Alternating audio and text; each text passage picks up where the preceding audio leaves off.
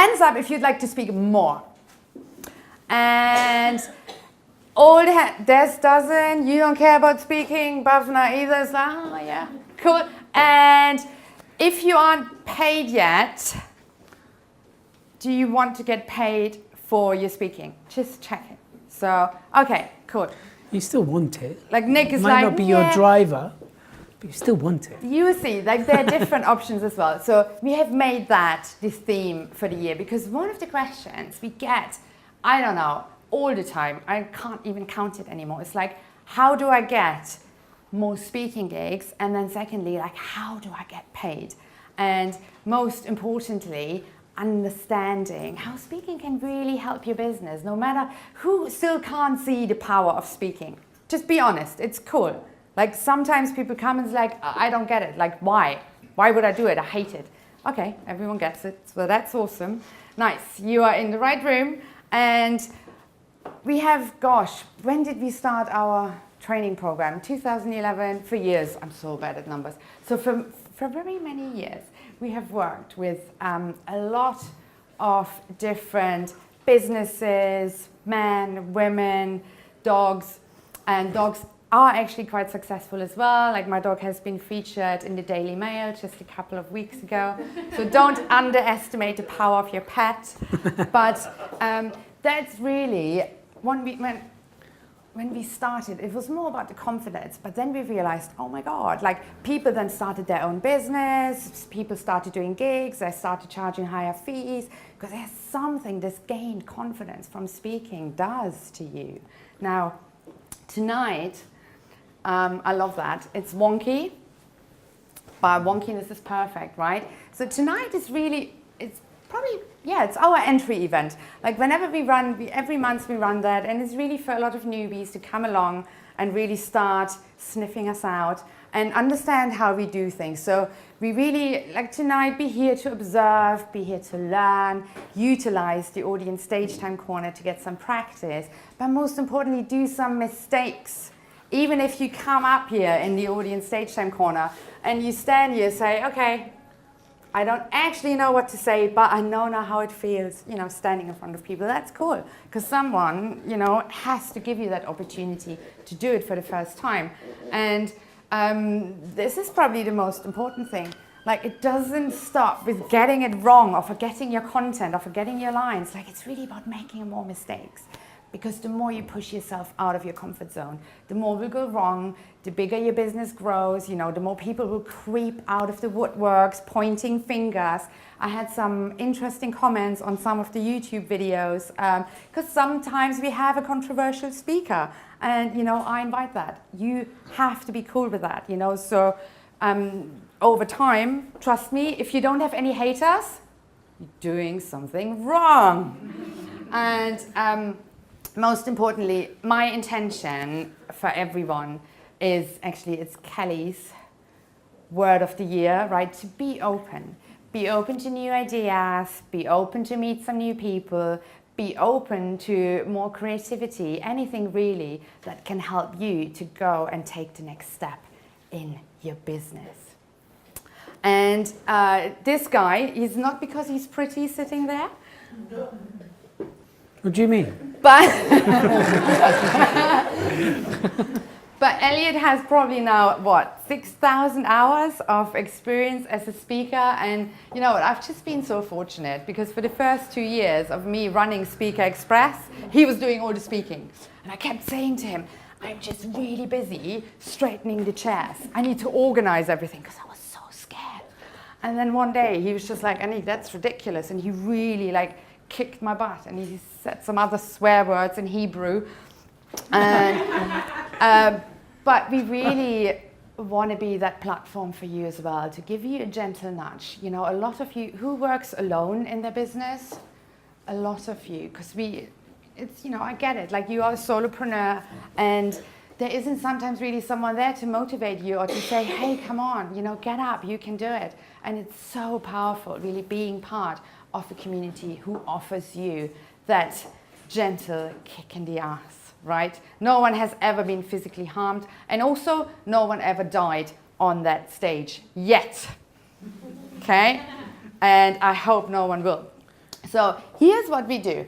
What I have thought is, because I'm a big thinker, so last year we came up with something called the Speaker's Method, and we have really tailored now all our trainings and everything really we do and pass on to people around that methodology. And we have found that for you to get a lot of booked gigs, to get paid gigs, to really show up as an expert in your field, these are the steps you need to have in place. And I think it was actually Elliot who came up with it partially, so I have to give him the credit. No, it's a team effort. But he's quite clever. So if you, he really should inspire you. If you don't have a business partner yet, it can be so kick-ass for any business, and especially someone who has more experience. So here's what we do. We're going to take you through the 5 steps we have seen over the years are necessary for you to really show up in excellence as a speaker and really bring in the money as well.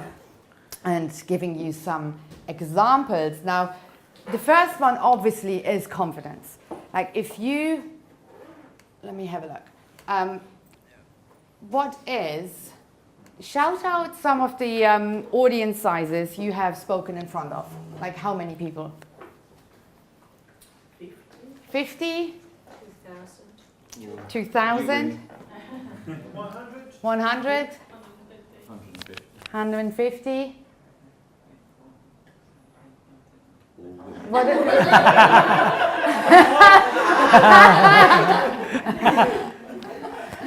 I love it. But I really believe, like, no matter where you are with your confidence levels, you know, if you are confident speaking in front of 20, or if you're confident speaking in front of 150, or in front of 2,000, would you agree that for any speaker there is another level? And there is another level for your confidence. Like, I feel really comfortable with you guys. If you would say to me now, Annik, tomorrow morning I'd love you to talk to 500 lawyers in the city and they're all male, I'd be like, whoa, thanks very much. You know, like my confidence clearly wouldn't probably up to scratch as it is now, but it's really like building that up over time that you go up in audience size. Like, what was one of the first gigs you did? Well, one of the first ones I did actually, does anyone know the Yes Group? No? A few of you know the Yes Group. So I actually did what they call it, Yes Group Got Talent. And I had like a 15-minute slot. And that was in front of 200 people. At the time, Yes Group was really big and had a lot of people. And that was one of my first speaking slots. My other first speaking slot was in a pub in Chiswick with 19 people. And we called it Love What You Do, Do What You Love. And that was an interesting experience. I had microphone, it's all very cheesy. But yeah, that was one of the first speaking gigs I did. The thing is with confidence, it's not just about that kind of brute, I'm confident, right? When we talk about confidence, it's also the confidence to be vulnerable, the confidence to still maintain the talk when things are going wrong. It's the confidence that if your slides aren't working, that you're able to navigate through that. So when we talk about confidence, not just about, hey, I can do this, it's all about that. It's how do you manage things when things aren't working out? What if you're not getting the response? How do you manage to control the room and turn it round? That's also another level of confidence when we talk about confidence. Because a lot of people, we meet so many speakers like, yeah, I'm a confident speaker, I don't need work on my confidence. Yet when you see things go wrong or things they're not getting the response because they've been trained to say, everybody say yes, and like one person goes, yes, right? Anyone been in that situation, you know what I mean? Right? And you can see them shrink because when they trained, everybody gave them a yes, but when they went in front of an audience that was didn't know them, they didn't get the response. So you can see them shrink. So it's the ability to turn that round. That's what we mean with confidence. It's not just about like, hey, I'm so strong and confident. It's about being vulnerable. It's about managing things when things go wrong. And that happens, you spoke in front of 2,000 people. 2,000 people, everyone looks the same. You can't see a face, right? So it's like, how do I connect with people? How can I create this connection? And again, when you ask a demand and response on those 2,000 people, it takes ages to go to the back and come back. So you have to have that confidence to stand there and wait, and even have the confidence just to get that response. So that's what we mean when we talk about confidence. So I just wanted to elaborate. So your ability to have that variety of confidence is one of the greatest appeals you can have as a speaker. So actually, let's do that. Have a quick think. If I'm saying to you now, tomorrow at 11 o'clock, there is an audience for you. I'm inviting you to speak. It will be a big auditorium. There will be 400 people there. And they are really like the movers and shakers in the industry. They are the ones who can create connections for you. They are the ones who can introduce you to someone. Just with the person next to you, just have a really quick chat. Like, how confident would you be that you can step in front of those people as an expert in your field and really deliver a 20-minute presentation with awesome slides that will really make them then come up to you afterwards saying to you, wow, here's my card, contact me, I want to invest in your business, or I want to make a connection for you. Just have a really quick chat with the person next to you. Like, how is your confidence in that situation? Who wants to share? Any insights? Yes. So I realize it doesn't matter the size of the audience, as long as the content I'm delivering, I'm confident with that, then I don't mind about the size of audience. Cool, good, yes. Who else? Well, yes, obviously I would tailor my talk according to the audience and then according to the time I have. I can do that very easily now, thanks to this class. Good. Anyone else? Yeah, I think I'm confident on the area of knowledge that I share. So I'm kind of comfortable with that. And things that I learned is like maybe pick somebody in the audience and focus on it, or just don't see the audience, but just see through them. Huh. See through them. I just don't picture them in their underwear. Doesn't work. Look, everyone has her own little things, like what I always find is, as a speaker, to get your confidence to the next level, one thing you have to do is have a grounding technique. Have something you do that gets you back into your physical body. Because no matter how often you speak and how confident you are, trust me, I'm sure you will have a little bit going on, or the adrenaline kicks in. Like sometimes now I have the rush of adrenaline, even though in my head I feel okay, but that still triggers. It's just like a natural process. So have a grounding technique, something that brings you back. You have all watched, if you haven't yet, Amy Cuddy's power posing, where they really explored the power of balancing out your cortisol and your testosterone levels to just appear as the most confident self you can. Right, so let's go to the second most important thing. You have your confidence in place, right? What you need is something like a signature talk, right? Right. Yes, you need something that, again, like Hannah mentioned, that you can, if you got that call, you're on tomorrow, that you are so slick at, you can pull out the bag and it's ready to go. It can be around, obviously it needs to be around your area of expertise, but you need to be able to add value. And of course, remember, it's about the audience. How many times have you seen a speaker and they just talk about themselves? Have you seen that before? And how interesting is that? Oh, and I this, and I this, and 6 hours later they're still talking about themselves. Like, how enrolled are you? So the signature talk is almost, think about it like your best display of a shop window. So you want people to come in and buy, right? So that's what your signature talk needs to do. It needs to be smooth, elegant, it needs to show you off in its best light, and it needs to be ready to go. Now, of course, you can adopt it according to the audience, you can change it, you can have a variety of them, but too many people get on stage and they just improvise, or they'll just go with the flow. And I think that's slightly disrespectful to the audience, because it's not about your 20 minutes, your hour and a half. So there's 25 odd here. It's about 20 minutes times 25. And you're stealing people's time. So to truly be of service and to truly be a world-class speaker, it's about respecting the audience as well. And your signature talk should do that. Of course, it should lead to a sale or promotion or a sign-up. That's what I mean. It's your best exhibition of your shop window. Yeah, that's essential. So please don't fluff it, don't improvise it, don't go with the flow, don't see if it'll work out or not. There's structures, there's a reason why there's a structure, there's a reason why there's techniques. You don't have to use them. It's not about being a robot, but it's about respecting the audience and their time and giving them value. So what do you think makes a really good signature talk? Let's have some thoughts. Something interactive. Something interactive, yeah. Which I often feel like it really depends on your style as a speaker. Like some people are very interactive, some people are just more calm and collected. You know, yes, good interactions. Sharing an experience that you feel the audience could learn from. Yeah, so sharing relevant experience. Make sure, like whenever we talk people through the structure of creating their signature talk, very much at the beginning, you need to have something that helps them to understand who you are. So you're basically earning the right as a speaker. That's always one of the most important things. If you're funny, you can start with a nice story that really engages them and rolls them in, but then they need to know, how can you actually solve my problems? Because everyone in the audience, we all have, you know, the silent questions along the lines of, what's in it for me? Why are you there in front of me? Make sense? Here's a really good example. Does anyone know Lizzie? She has been, I think it was last year, she did our program. My God, they're so wonky.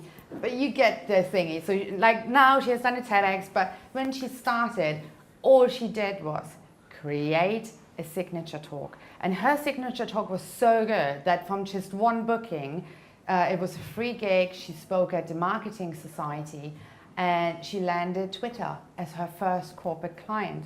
And then Amazon followed. And she wasn't the most slick or polished speaker, but very likable, very authentic, very real. And her signature talk was just a treat. You know, it was very engaging and very interactive. And that's something you need. And that then led her to a TEDx stage. Now, I know, like, how many of you have done a TEDx? How many would like to do one? There are always like a lot of people, you know, it's just really having this beautiful message that you can then really broadcast to thousands and thousands of people. And I know, like Tom, especially on your mental health subject, you know, it's something people are just really keen to hear. So having a signature talk is key.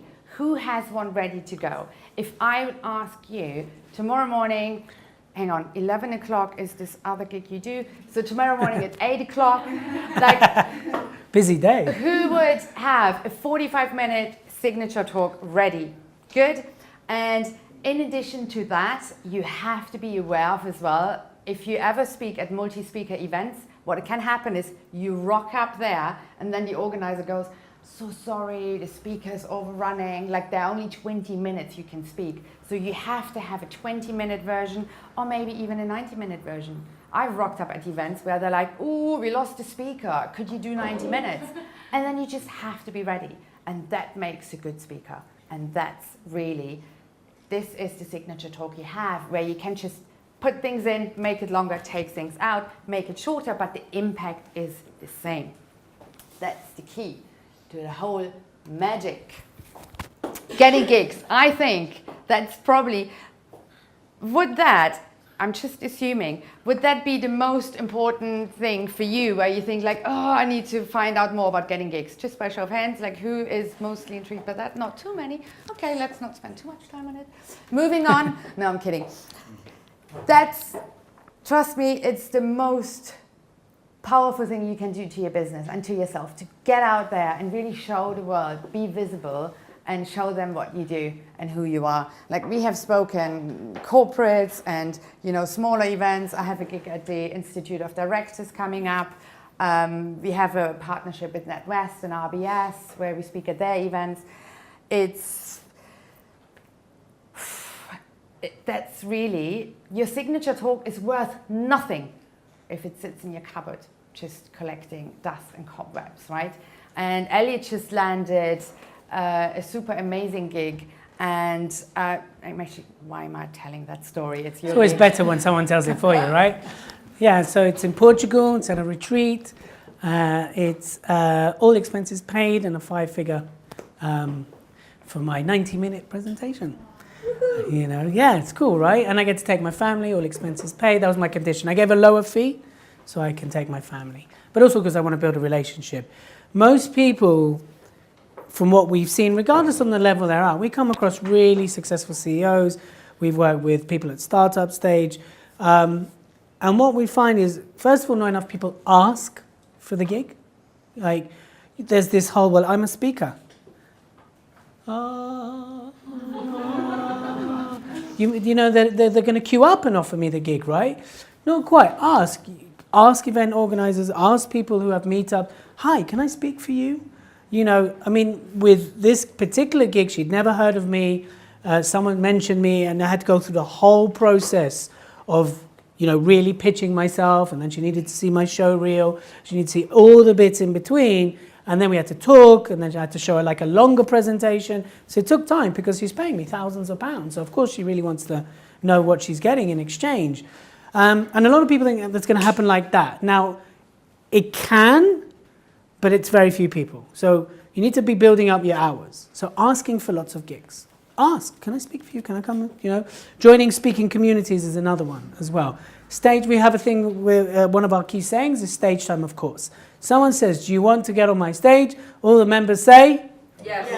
yeah, of course. Whatever it is, 5 minutes, 10 minutes, 2 hours, 3 days, it's on, right? So one way of getting the gig is really looking for those people and then asking, can I speak on your stage? You'll be surprised how many people say yes. You'll be surprised how much headache you're taking away from event organizers. As long as you can deliver, that's what people want to know. If I'm going to fill in an event, I'm doing an intensive for my reboot guys.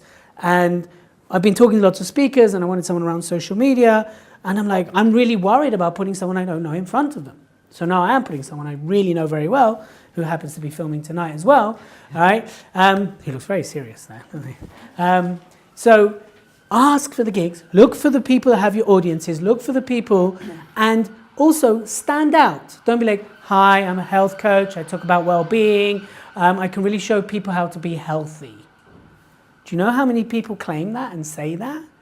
Hundreds of thousands, right? Lizzie, when we work with her, she's like, yeah, I'm a health coach, I do one-to-one. It's like, everyone's saying that. How are you standing out? How are you different? That's how you get the gigs. And by the way, these days we're all broadcasters. So if you're kind of not getting these kind of gigs, get on the live, Periscope, Facebook, YouTube Live. There's so many lives. You can have a live speaking gig in your living room with your laundry in the back, right? With bananas hanging off the ceiling, right? And you can do it. So getting speaking gigs, it's really about putting yourself out. I don't like the word hustle as such, but you've got to be the one to begin with, pushing yourself, speaking to people, asking for it. That's how you get the gigs. There's no magic pill. And right? it's really about relationships. Yeah. Like, I don't know for how many years I wanted to speak at the Institute of Directors. Do you think they cared about me? No. And now my friend is on the organizing committee. Boom, I was in because she knows me for so long. You know, like building connections is so worth the while. And one of the most simplest things you can do is just have a little Excel sheet, look at whatever you speak on, you know, look at all the event groups and look at all the event organizers who, you know, run events like that, like post them all, note them down, and then for 30 minutes every Monday, follow up, connect with people. Because if you're not getting the gigs, it's because you're not putting the work in. This is London, one of the biggest cities in the world. If you would want to, you could speak 24/7, 7 days a week. I promise you that. I really, really do. And any questions? Because I know there's so many different areas. You know, it comes to like speaker sheets, business models, speaker reels. Like, if you have any questions, I'm happy to answer them now. One more thing I have to say, because we run a speaker agency as well on the side, and it's all like, you know, cash in hand, like, you know. I'm kidding. Oi, do you want a speaker? She's this tall. But what the first thing, one of these corporates, what they always ask for is, send me footage. I need footage. I need to see the style of the speaker, and it can't be something where you did like a little event in a dingy pub. It needs to be professional. Like some of these speaking fees, like they are between 2,000, 3,000, 4,000 pounds. You know, they want someone who has done it before. If you haven't got the experience, get on all the free stages. There is a blog on our website with like, you know, stages to get started on. There's so much there, and always get it filmed. It's so important, and really, you know, create like that material for the next couple of years. Yeah, I'm just ignoring you because I should have told you before. Sorry, that I'm going to ignore you. Question on that subject, because that's really the thing people always want to know the most about. What questions do you have, like when it comes to getting gigs? You mentioned a sizzle reel. What is that? It's a show reel or a speaker reel. So it shows off your best work. It's like So a cool. several pieces in? Yeah, One? and so it's whatever will show you off in the best light, what will show your variety as a speaker. It doesn't need to be like more than 2 minutes. Again, people don't have patience to watch. You've got to hook them. It's like, boom, international speaker, boom, a little bit of you talking, boom. I don't know what you do, but, you know, love stamps, you know, bang, you know, expert stamp collector, spoken in. Yeah, so it's like, wow, cool. And what you can do, if you have a number of different videos, you know, just go on Fiverr, find an editor. There's a really good guy. You need to connect with him. I get these details. I don't know how much he charges. Let's say $15 an hour, and he just like creates something from the footage you give him. And you look at it, and there are all these snippets like showing you just for a couple of seconds in your best slide, like doing a big pose, making the audience laugh, even though they laughed only for 2 seconds. No one knows, it's in the video. Hey, she's a humorous, funny speaker. You know, that's really what your speaker reel is all about. Yes. I expect that the quality has to be good. See, that's where my problem is. I've got some footage, but it's been taken with the mobile, and it's fuzzy, Yeah, no way, Yeah, forget it. noise and what have you. So I need to get a professional one, and that's my What you can do in that case, for those of you, if you've got some really cool images of you speaking, quite a lot of them, is you can still create like a slideshow with cool music and just like nice title, like, you know, international speaker, speaks about confidence, picture you looking confident, speak about that. So you have something to send them so they can see you in action, but it's good. Again, the photos have to be good. It can't be you. the video with, you know, like No, ignore it. It depends. Look, if you want to get one of these high-end gigs, like don't even bother. But trust me, the longer you do that, you will be on stages where there will be someone professionally filming you. You know, so it does happen. And, you know, even if you're not there yet, you then just really put it on your to-do list for the next couple of years. And if you don't have a speaker reel yet, at least have your bio ready. Have like a super sassy like title, like a good talk, like a short blurb of the outcomes for the audience, like at least have the minimum requirements. And I have to say, don't go around, I don't know how you did this in the past, and say, can I speak on your stage? When people do this to me, I want to punch them in the face. I want them to ask you something along the lines of, what are your requirements to speak on your stage? And then I let them know. I had someone contacting me a while ago. He's like a feng shui consultant. We are a speaker training community. Like, it doesn't make any sense. Like, it's wasting my time. You know, it just really needs to be relevant. So do your research. The way I used to do it is I used to find like, okay, is there a criteria? And I said, I'd love to add value to your audience. How can I go about doing that? That's how I used to say it. No punched in the face. He's never been punched in the face. I've had people saying that's not a mix, I don't like your style. You'll get that. I know, it's unbelievable, right? Good, yeah. And look, here's the deal. Like, if you don't bring the high-end gigs in yet, like selling from stage, like doing free gigs and then, you know, gather clients or collect clients at the end, it's an amazing alternative to do that. Now, how many of you speak free? And how many of you know when I speak in front of 30 people, I get X, Y, Z conversions? You know, but you're not speaking. I do a meetup group. I'm good. Nice. So you just really have to know that that's one of the most powerful things in the world. And on occasions, selling from stage gig can make you more money than actually being paid £3,000. If you have a program that is like, let's say, $3.5 grand, you can make like, and let's say you sign up 3 new clients, like how much is that? You can do the math. You know, that's worth more than being paid £3,000 because you make 3 times as much. So powerful. A lot. When I started, I would always, I would finish my speech with an inspiring quote. because I was like, I can't sell, like I don't want to be pushy. It was annoying. But the business only started growing once I really overcame that insecurity and started selling. And not even like buy my shit, but like, hey, for anyone here who's interested, I'm happy to schedule in a 20-minute talk and we can see how we can help, you know? Simple. It doesn't really have to be there and then that you need to cash in on that, right? Right.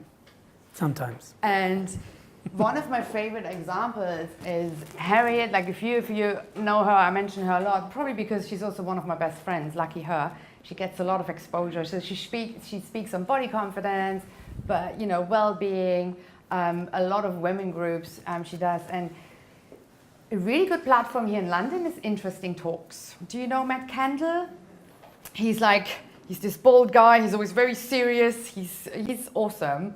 But actually, I'm speaking at Interesting Talks as well soon. But Harriet is the most highly rated speaker there. Whenever Matt puts an event on with her, it's sold out. I don't think my event is sold out, but she is just so good. Like she has really done and got down her, to the T, and she always sells from stage, always in a very graceful, feminine way. And this is how she generates all her business, from speaking. That is a way. So have a really quick, short chat with the person, either to your right or to your left. Like, what is it you could sell? Or what is it you could offer at the end of your speech? So you don't actually leave money on the table, but you get people funneled back into your business. Go. Okay, let's share. Let's hear some things you can sell. Pass on the magic. Who wants to share? Colin. Allegedly, I do. Yeah, thanks for volunteering. My top end coaching package at the moment, subject to increase, is 3,500 Procter Gallagher consulting and coaching package. Yeah. So I do my meetups as a subversive way of getting people in the room and then hit them with the bill at the end. But you don't upsell like straight away, like from...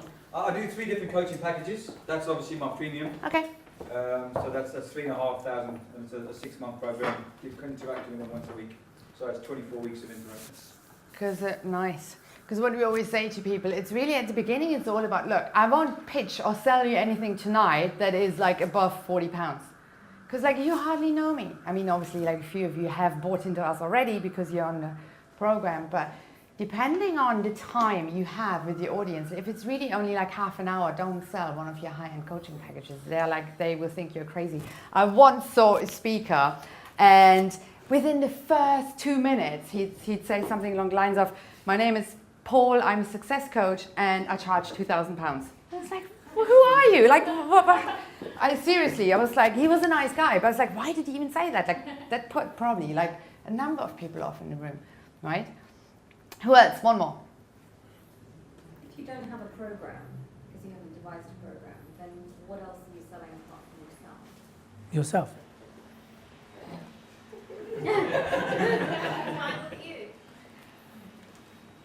Or in my case, you might be, perhaps if somebody's going to be changing their boiler, maybe I'll say to them, well, if you'd like to come, we come to see your heating system, then I can come have a look, or it might be a gas heating system. Yeah, like give them like maybe like a little intro offer. But for you, Lara, like you want to get into the motivational speaking side, and Lara did 5 minutes here in, when was it? I don't know, last year.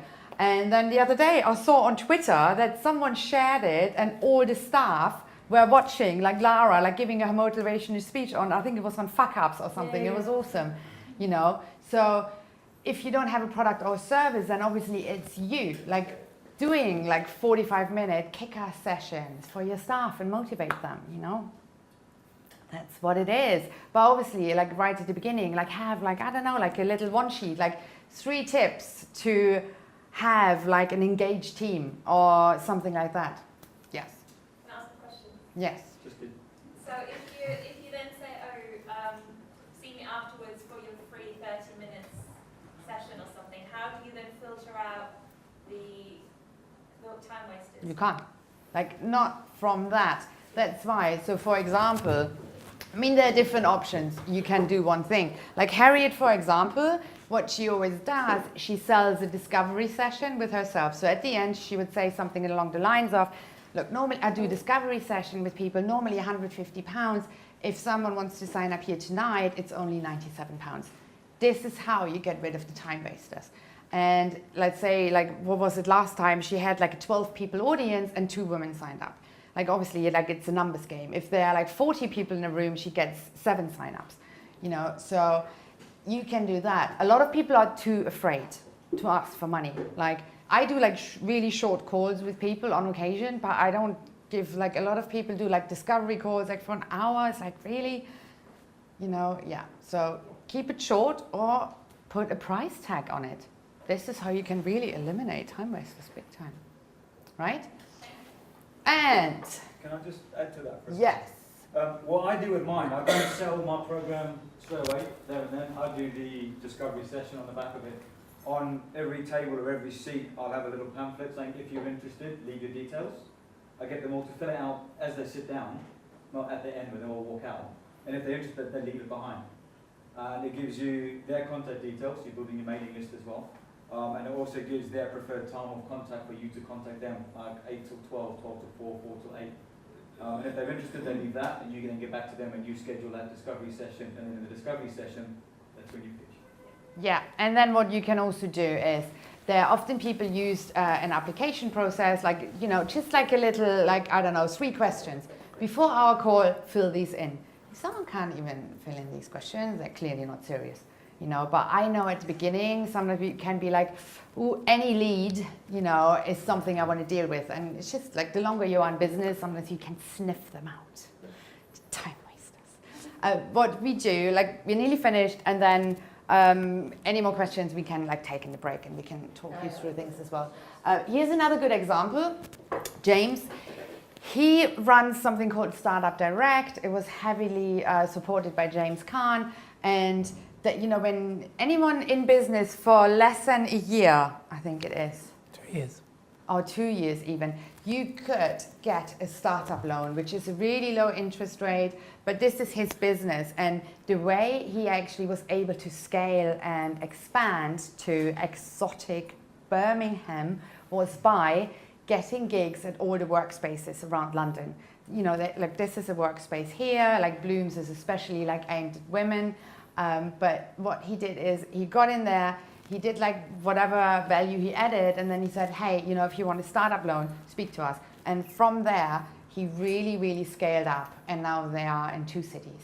You know, so it's really, really a way forward to take your business to the next level. Last thing, visibility. Now, let's talk about visibility. He's probably actually my favorite example. He's a guy we worked with a couple of years ago, and he had probably, I can't remember the numbers, he had hundreds of thousands of people on his list already when he got invited to speak at Dragon's Den. He runs a website called Latest Free Stuff.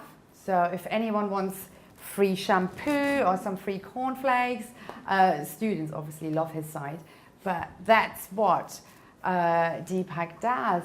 And at first he was like, oh, Dragon's Den, I don't want to be humiliated in front of so many people. But he was just incredible how he really then made a decision to say, okay, what can I do to really show up at my best? And I don't know how many hours he practiced. Like, he put the work in. He really worked on his pitch. He worked on all possible questions they could actually ask him. And you should have a look on, it's on YouTube, I'm sure, on another platform. Might be. It's got removed. But. Yeah, but he had 3 dragons fighting over investing in him. And this is really where you want to get. And the best thing about this was he got so much exposure that I don't know how many hits he had on the website. But crashed the website. Yeah, probably. But he wanted to expand to America, but that helped. Like, he didn't actually need the investment. He didn't actually need to give up any equity on his business, but because he got so much visibility there, and you know, it's not about getting on Dragon's Den, like for everyone here in the room, but really finding those influencers who can help you getting, you know, in front of more people. What's your take on visibility? No, you said it perfectly. You know, the more visible you are, the more you're out there, the more you're likely to get booked, the more impact you're going to have. You know, how many of you like see Gary Vee everywhere? Like he's just popping up, one video, this, Instagram, Twitter, he's like everywhere, right? He's very visible. And there's a reason for that. So not that it's about you becoming Gary Vee, but it's about you having that level of visibility. And it never ends. You never get to that point where you're like, oh, I'm visible enough now. Everyone keeps working on their video. Oprah, Tony Robbins, they all continuously work on. Marie Folio, they're always upping their visibility. So it's okay where you are. It's not about comparing, but it's about making sure that you're seen. Because you cannot impact, you cannot be booked, you cannot be out there doing great stuff if no one's seeing you, right? And like I said at the beginning, being seen these days is very easy. Very, very easy, thanks to social media. Totally. And one of the first things I always do, if someone contacts me and say, hey, you know, I want to speak on your stage, I go on YouTube. If people don't even have really good videos of them speaking on YouTube as a speaker, my alarm bells go. Because that's really the platform you have to be on, you know. And if you don't have like you don't have to do a lot, but at least 2, 3 good YouTube clips of you, like professionally filmed, depending on, like if they're not professionally filmed, then don't expect, you know, like high-end bookings, but that's really, really something you have to have in place. And that's so, so crucial. I think we're talking today a lot, like, you know, LinkedIn, they are just really kind of trying to revamp themselves. If you post videos on LinkedIn, you upload them on there. Apparently that helps you, you know, to get a lot of visibility. All these social media channels, they constantly change their back-end rules, you know, in terms of you being seen. But you have to understand, wherever your audience hangs out, this is where you want to be. If you want to get the corporate gigs, probably LinkedIn is one of the better platforms because just so many event organizers and media planners are on there. So have a really quick chat. Last thing, with one person to your right or your left, rotate, don't choose the same person. So when it comes to visibility, what is really one thing? Listen up, guys.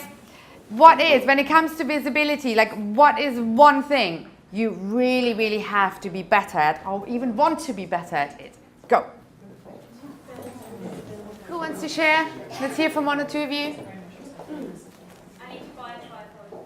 You need to buy a tripod. I have an amazing one in my bag. Just come see me. So good. I love it. It was probably only £11, but it's hardcore. Say again? Spare camcorder? No? A camcorder? Yeah, or some Camera. I've got the phone. Just use, yeah. On my phone. Phones are You've very seen good my quality. videos, right? Yeah. Oh, look, yes, they're cool to film yourself, but like you need a professional. And even with a camcorder, you won't be able to replace a professional. It really depends what you want, but we can have a chat. Yeah. Right? Who else? What else? Mirka's looking at me with big eyes. Question was, One thing to be more visible. She's really stepped up her visibility Actually, game. yeah, by the your way. Facebook Lives is like, It's going to be videos on YouTube and starting my YouTube channel and interviewing interviewing other entrepreneurs to raise their profile as well. And it's really about like repurposing your content. So for example, when I did a Facebook Live with this woman, she speaks on contract law for speakers, or, you know, like whenever you coach, you sell your services, you need to have some basic terms and conditions. So we did a Facebook Live, and you know how Facebook is. This is now really pushed to the bottom, but I got it transcribed, so it's on a website as well, and then you can publish it on different channels. You know, it's like, don't make it too difficult for yourself. Like, there are so many ways to really up your content game, you know, for people to really get to know you. Because people need that. They need to read you, they need to see you, they need to hang out with you. You know, they just need to have this feeling. It's like, I sometimes get that, it's like people come to me, it's like, we've never met, but I feel I know you. I've watched your videos, I've read your blogs. So that's just really, really, really important. Well, I have a question. A 15-minute video, I tried to upload it on Facebook. Let's, And it just Takes forever. yeah, look, sometimes like things like that can be better done via a Facebook Live, but there are like other ways as well, like to up your internet speed. But you know, that's something specific we can have a chat about. But maybe like a kick, the router, maybe that helps. I don't know. Anyone here in the room who's like, I have a burning question. If I can't ask this question now, I will take it to my grave and I will. No, but I just thought about visibility, and is it a good idea to have somebody else to handle your visibility? In what sense? Well, to put it out there for you, like, if it's your content, yeah. Like one thing I personally don't like, look, if the PA of Oprah would contact me asking if Oprah could speak, I'd be fine. But there's so many speakers, never heard of them before, and they're like a PA messages me, oh, I'm the PA of Paul XYZ, and he's wanting to, you know, speak, and he's like, fuck, like I want to have a connection with you, you know, and some people just like blaster that out. I'm not a fan of that. So if you're not an Oprah yet, really make the connection yourself. I think you mean actually uploading it, right? Just taking care of it. You don't have to do that. Absolutely. I don't do that. Yeah, you can have someone do that for you. It's go on Fiverr, or like have, like we have a team, an outsourcing team. I can connect you with them if you want. But actually, I have a question, and this I need help from everybody. I've got 2 videos on Facebook. One is called Start with the End in Mind. It's a motivational video, and the other one is called How Deep is Your Bucket, which talks about those that add value to you and those that don't. The problem is I no longer have them on my phone, and I get clips from Facebook posted to my WhatsApp. How do I copy that from Facebook onto WhatsApp? maybe speak to the cameraman, or Daisy might know as well. Yes, and here's what we do, because I want to take a break. I want you to like stand up, have a little wiggle before we continue with the rest of the night. If you have questions, obviously Elliot and I are here, and after the break, I'm going to hand over to the MC. Who's speaking tonight? Where are my 5-minute speakers? One, cool, awesome, you ready? And remember, everyone who hasn't put their arm up, there's an audience stage time corner in the second half of the night. But for now, we take a 3-minute wiggling break. Let's finish with a round of applause for Elliot and I. Thank you. Do I have to beg for it? And I'll see you in 3 minutes.